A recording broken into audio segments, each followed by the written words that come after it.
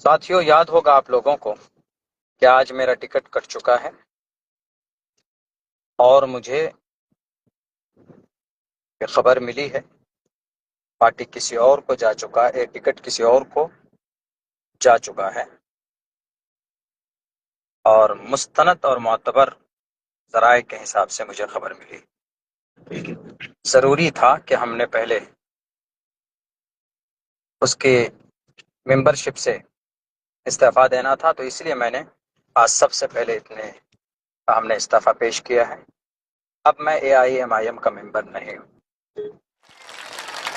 अब तक तो हमारे पास ऑप्शन नहीं था कि हम लोग ऐसे ही बैठे रहते थे कि चलो, अब तक हम लोग ये समझते थे कि अरे इसको वोट करेंगे तो वो जीत जाएगा, उसको वोट करेंगे तो वो हार जाएगा। लेकिन कभी हमने नहीं सोचा कि हम भी जीत सकते हैं। हम भी जीत सकते हैं ना, एकदम जीत सकते हैं। आप कहेंगे कि मौलाना, आप में से बहुत से लोग हमारे पुराने जो हैं वो बैठते हैं चाय की दुकान में, कहते हैं कि मौलाना क्या कीजिएगा, अगर ज्यादा से ज्यादा मेहनत कीजिएगा, हाथ पैर चलाइएगा तो आपको पूरे सीमांचल में से 15 सीट मिल जाएगी। यही कहते, 15 सीट में तो सरकार नहीं बना लेंगे आप। शायद उनको सियासत का ज्ञान नहीं है। 15 सीट तो बहुत है जनाब। किसी की सरकार को लटकाने के लिए है ना, एक ही सीट काफी होती है, एक ही सीट। बोलिए कैसे, उदाहरण देता हूं। कर्नाटका में किसी जमाने में बीजेपी और कांग्रेस इन सब के अलायंस से चुनाव लड़ा जा रहा था। बहुत जल्दी आने वाले हैं सदर साहब आपके इस दहलीज पर, आपके इस दयार पर। तो वहां पर इलेक्शन हुआ। इलेक्शन होने के बाद बहुजन समाजवादी पार्टी मायावती का एक कैंडिडेट जीता, उसका एक विधायक जीता, बाकी सब बीजेपी अलायंस के और कांग्रेस के साथ। अब एक सीट इसके पास है, एक विधायक। सरकार बनाने के लिए बस एक ही विधायक की जरूरत है, बीजेपी को भी और कांग्रेस को भी। अब दोनों देखिए सरकार नहीं बना पा रहे, क्यों? एक विधायक की कमी है अभी। एक विधायक किसके पास? मायावती के पास। अब दोनों सर झुकाकर मायावती के पास आए कि बहन हमारी सरकार बना दीजिए। तुम बहन मायावती ने कहा कि कोई बात नहीं, सरकार बना देंगे, आपको गद्दी मिल जाएगी, लेकिन मेरी 2 शर्तें हैं। देखिए शर्तें रख रही है सरकार बनाने के लिए, 2 नहीं 3 शर्तें मानने के लिए तैयार है। मोहतरमा आप हमें सिर्फ सपोर्ट कर दीजिए। क्या क्या शर्तें हैं? का सबसे पहली शर्त तो यह है कि जितने भी हमारे, मायावती जी चमार बिरादरी से आती, चमार बिरादरी को नापाक समझा जाता है, नापाक छूत मानते हैं, अछूत मानते, शूद्र मानते, शूद्र यानी नापाक, अनटचेबल, उसको टच नहीं कर सकते, अगर टच करेंगे तो नापाक हो जाएंगे, ब्राह्मणों का मानना। हालांकि वेदों में ऐसा कुछ नहीं है। वेदों के अंदर तो यह कहा गया कि सारे एक ही परमात्मा की औलाद है, सब एक है। कोई अगर नापाक होता है तो अपने अमल से नापाक होता है। कोई आदमी फिजिकली बॉडी किसी की नापाक पैदा नहीं की जाती, बल्कि अब उसका अमल बेकार होता, अमल गंदा होता। मिसाल के तौर पर हमारे यहाँ कोई बहुत बड़ी नस्ब का सैयद है, लेकिन क्या सैयद की वजह से वो जन्नत चला जाएगा? नहीं, बल्कि उसका अमल भी टटोला जाएगा। सैयद है नाम का, लेकिन अमल गंदा है, शराब पीता है, जिना करता है, तो अमल नापाक है। ये चीज हिंदू धर्म में भी ऐसा ही है, बैरक है। तो उन्होंने कहा पहली शर्त तो यह है कि जितने भी चमार बिरादरी के ऊपर केसेस हैं पूरे सूबे कर्नाटका में, उनको खत्म करना पड़ेगा। का डन, मानने के लिए तैयार। कहा कि जो सबसे बड़ी मिनिस्ट्री होगी वो मिनिस्ट्री देना पड़ेगा मेरे विधायक जी को। ये 2 बातें मानने के लिए तैयार। अगर नहीं मानोगे तो हम समर्थन नहीं करेंगे, तुम्हारे अपोजिशन को समर्थन कर देंगे। अब देखिए उनको झक मारकर मानना पड़ा, उनकी समर्थन, उनकी शर्तें माननी पड़ी।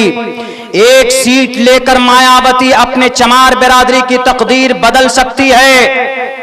तो ऐसी सीमांचल वालों, अगर तुम्हारी 15 सीट आ गई तो आप क्या तेजस्वी को नहीं लटका सकते? पटना में लटका सकते हैं। सीमांचल के लिए जो धारा 371 और 74 के तहत 32,000 करोड़ का पैकेज जो लेकर बैठा हुआ है, हमारा सीमांचल गरीब है, सैलाब की वजह से हमारा सीमांचल बदहाल है, एक्सपोर्ट इंपोर्ट नहीं होता है, फैक्ट्रियां नहीं है। अगर इस धारा के तहत अगर आपका विधायक होगा तो वहां पटना के अंदर बैठकर उनके हलक से निकाल कर आपका हक आप तक पहुंचाएगा। अभी अख्तरुल ईमान तने तनहा है, इन्होंने 800 साढ़े 800 करोड़ रुपए का काम किया है। अगर ये 5 लोग होते तो तेजस्वी की नींद हराम करते और नीतीश कुमार की भी नींद हराम करते। तो इसीलिए सरकार बनाने के लिए 75 सीट 100 सीट की जरूरत ही नहीं है। अरे आप 15 सीट 10 सीट लेकर अपना हक ले सकते हैं। अगर आप 10-15 इतनी मार्जिन से सरकार अटक जाती ना, तेजस्वी किस लिए रुका? 12 या 13 सीट चाहिए उसको। लेकिन अगर 12 सीट हमारे पास होती तो तेजस्वी आता कि अख्तरुल ईमान साहब, बैरिस्टर साहब, जरा हमें सपोर्ट कर दीजिए, तो हम कहते कि ठीक हम तैयार हैं, लेकिन सीमांचल का जो इंसाफ बनता वो दीजिए, है कि नहीं? जब सियासी ताकत आपके पास नहीं होगी तो आप कुछ नहीं ले पाएंगे, कुछ नहीं। और हम लोग यहां पता नहीं, अरे सेक्युलर पार्टी फला, सेक्युलर पार्टी फला, कोई सेक्युलर नहीं है, सब धोखेबाज। इंडिया महागठबंधन सेक्युलर है। हम लोग बीजेपी को क्यों बुरा मानते? कि मुसलमानों को नहीं लेते अपने साथ, इसलिए बुरा मानते। मुसलमानों के धार्मिक जगहों को तोड़ते हैं, मुसलमानों की मॉब लिंचिंग करते हैं, इसीलिए मानते हैं। लेकिन एक बात बताऊं आपको, इंडिया महागठबंधन भी मुसलमानों की पार्टी को नहीं लेना चाहती है, तो बीजेपी में और इंडिया महागठबंधन में कोई फर्क नहीं। हमारे लिए दोनों एक ही थैली के तरह, एक ही सिक्के के दो पहलू।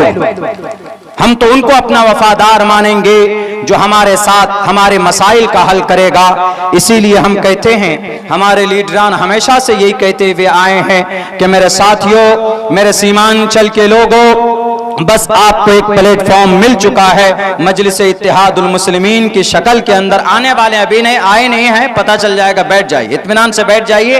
वो आएंगे, आप सबको खबर होगी। वो आएंगे, अपने महबूब लीडर बैरिस्टर असदुद्दीन अवैसी साहब को करीब से देखने का मौका मिलेगा। वो हमारे और आपके लिए आवाज बुलंद कर रहे हैं, इसलिए उनको समर्थन करना, इसीलिए उनको सपोर्ट करना हमारे लिए बेइंतहा जरूरी। इसलिए मुसलमानों, इस बार हम सब अपनी पार्टी का जो भी यहां से कैंडिडेट होगा, आंख बंद करके उनको समर्थन देंगे, अपना वोट देंगे कि नहीं देंगे? और जितने भी लुटेरे चले गए उन सबको भी सबक सिखाएंगे। इसीलिए सीमांचल की तकदीर बदलेंगे, और जो लोग सीमांचल के साथ जिन्होंने नाइंसाफी की है, उनको उनकी औकात याद दिलाने की और दिखाने की बहुत जरूरत है। अभी पिछले बार आपने 5 सीट जिताया था, इस बार सीमांचल की धरती से कम 15 होना चाहिए, ज्यादा से ज्यादा पूरी हो तो ज्यादा बेहतर। मेरे भाइयों, पटना में जो भी बैठेगा पहले आपके पास आएगा कि सीमांचल वालों, आज तक मुस्लिम नेताओं को कुर्सी नहीं मिलती थी पटना में, लेकिन एमआईएम के आने से उनको कुर्सियां मिली है। डर पैदा हुआ है कि एमआईएम वाले आ गए हैं। हमारे जो कि हाट के अंदर बड़े बड़े नेता कभी नहीं गए, वो कभी मैदान में नहीं गए माइक लेकर के हमको जिताइए, हमको समर्थन कीजिए, लेकिन आज पसीना बहाते हैं माइक लेकर। ये डर अगर किसी ने पैदा किया है तो मजलिस इत्तेहादुल मुस्लिमीन के आने की वजह से डर पैदा हुआ। जब तक आपकी सियासी क़यादत आप मजबूत नहीं करेंगे, सियासी लोग मैदान में नहीं आएंगे, आपका बच्चा बेटा सियासत के मैदान में नहीं आएगा, तो आपका वोट लेकर बिरयानी के मसाले के तरह आपका इस्तेमाल किया जाएगा। इसीलिए अब वक्त है तब्दीली लाने का। ये सीमांचल सियासत का गढ़ माना जाता है। पूरे बिहार के अंदर सियासी समीकरण की तब्दीली यहीं से होती। इसीलिए जो भी आएगा उनसे यही कहेंगे कि हमने 1967 से लेकर आज तक तुमको वोट दिया, तुमने सीमांचल के मुसलमानों को, यहाँ के मजलूमों को, यहाँ के दलितों को डूबने के लिए तुमने छोड़ दिया।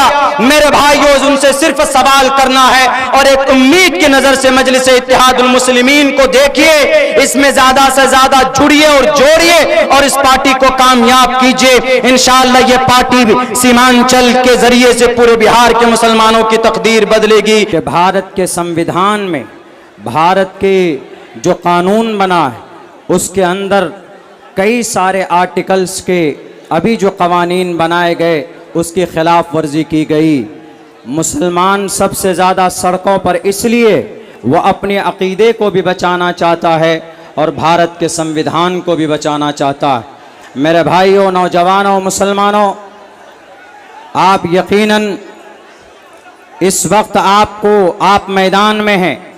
मुल्क हिंदुस्तान में अगर इस बिल के ख़िलाफ़ सबसे ज़्यादा जिस जमात ने बढ़ चढ़ कर हिस्सा लिया है उस जमात का नाम ऑल इंडिया मजलिस इत्तेहादुल मुस्लिमीन है।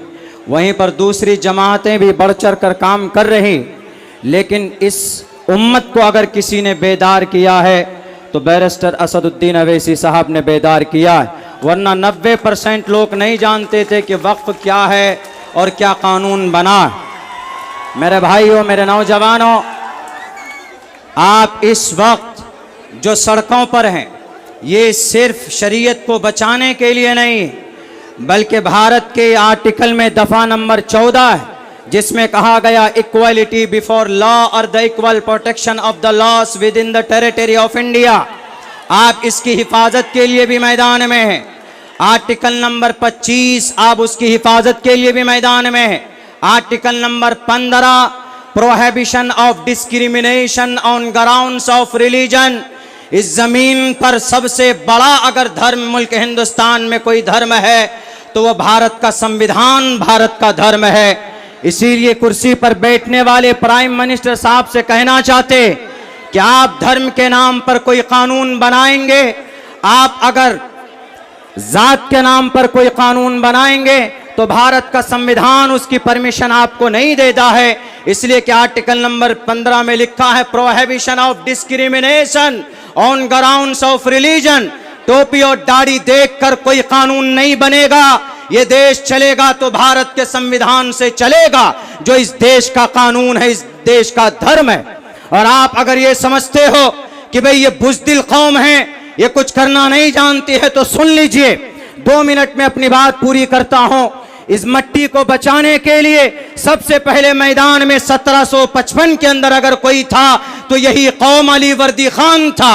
अगर इस देश की मट्टी को बचाने के लिए 1799 में अगर कोई अंग्रेज के सामने खड़ा था तो वो शेर मैसूर टीपू सुल्तान था। 1831 में सर पे कफन बांध कर अगर इस मट्टी को बचाने के लिए कोई मैदान में थे तो इसी कौम के लोग सैयद अहमद शहीद बरेलवी थे 1757 के अंदर। और जनाब 1919 में जलियांवाला बाग में हमारे लोगों ने कुर्बानी दी। उस वक्त इसी कौम ने देश को आजाद किया था। अगर आप जैसे जालिमों से इस देश को आजाद कराने की जरूरत पड़ेगी तो यही कौम सर पर कफन बांधकर मैदान में निकलेंगे और देश को आजाद कराएंगे। बहुत बहुत शुक्रिया, जज़ाकल्लाह। 1 मिनट में एक मैसेज और देना चाहता हूं। दान का ताल्लुक इस्लाम से नहीं, हिंदू से भी। गीता में एक मंत्र है, दातव्यमिति यद्यानम दीयते नुपकारिणे देशे काले च पात्रे च तद्दानम सात्विकम स्मृतम, कि दान करो, दान कीजिए।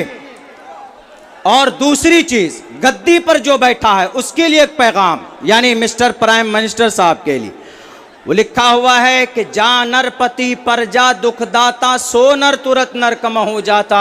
अगर ऐसा कोई कानून लाते हैं जिससे लोगों को तकलीफ पहुंचे तो उस तकलीफ की वजह से फौरन आप नर्क में जाएंगे, आप कुर्सी से उठेंगे, आपकी मौत होगी, आप नर्क में जाएंगे। ये भी आपके लिए इबरत है। मिस्टर प्राइम मिनिस्टर साहब, यह आपके ग्रंथ में है, याद रखिएगा। गद्दी पर बैठे हैं, सबको लेकर चलिए तो इंशाअल्लाह इस देश का भला होगा।